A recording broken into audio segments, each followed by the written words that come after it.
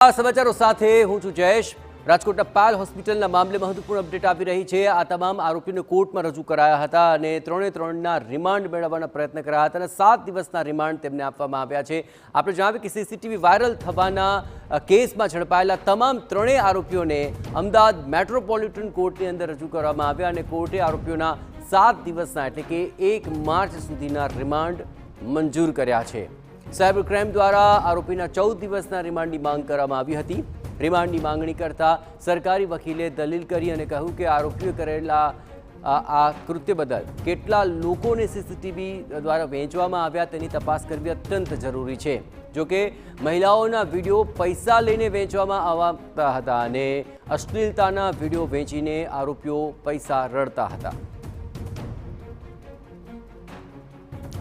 તો આરોપીના વકીલે કોર્ટમાં દલીલ કરતા કહ્યું કે હાલના આરોપીઓની ટ્રાન્ઝિટ રિમાન્ડ વગર ગેરકાયદે રીતે મહારાષ્ટ્રથી ધરપકડ કરવામાં આવી છે। સાથે જ આ ગુનો રાજકોટમાં નોંધાયેલો હોવાથી અમદાવાદ સાયબર ક્રાઇમ તેની તપાસ ન કરી શકે।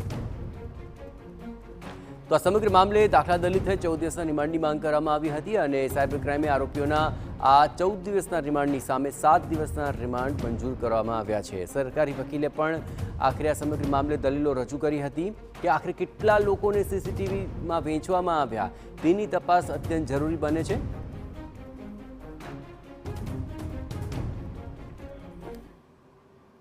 મહેસાણાના ડફે ડંગામાં મહાનગરપાલિકા દ્વારા